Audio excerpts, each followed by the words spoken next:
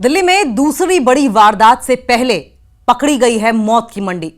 पाकिस्तान, चीन, तुर्की का हथियार गठजोड़ जो था, नेक्सस था, उसे ध्वस्त कर दिया गया है।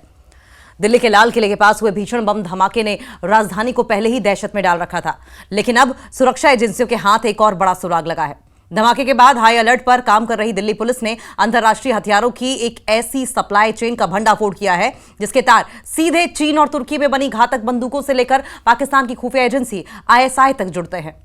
दिल्ली के लाल किले के पास हाल ही में हुए बम धमाके के बाद सुरक्षा एजेंसियां हाई अलर्ट पर हैं और ऐसे में अब एक और चौंकाने वाला खुलासा सामने आया है।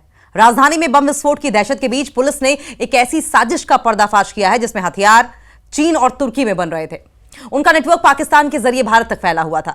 इन हथियारों को सीधे दिल्ली एनसीआर के अपराधियों तक पहुंचाया जा रहा था और इस मामले में बंदूक वाला पूरा इंटरनेशनल नेटवर्क एक्टिव था, सक्रिय था। पुलिस की कार्रवाई के बाद अब भारत में हथियारों की सप्लाई चेन और आईएसआई कनेक्शन की जांच तेज हो गई है।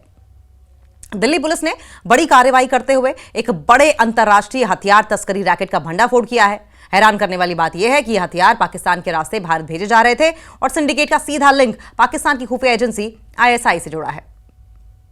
दिल्ली पुलिस ने इस गिरोह के 4 सदस्यों को गिरफ्तार किया है, जिसमें अजय, मनदीप, दलविंदर, रोहन के पास से चीन और तुर्की में बने 10 अत्याधुनिक सेमी ऑटोमेटिक पिस्टल और 92 जिंदा कारतूस की बरामदगी हुई है।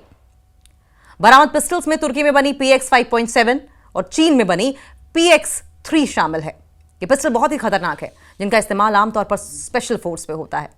पुलिस की टीम ये पता लगाने में जुटी हुई है कि इस गिरोह के मेंबर्स ने अब तक देश में कितने हथियार बेचे हैं और किन किन गैंग्स को मुख्य रूप से बंदूक की सप्लाई करते थे। सुरक्षा एजेंसियां मोबाइल डेटा, बैंक ट्रांजैक्शन और सोशल मीडिया की सहायता से गिरोह से जुड़े और लोगों की तलाश में जुटी हुई है। इस तरह दिल्ली पहुंचता था हथियार।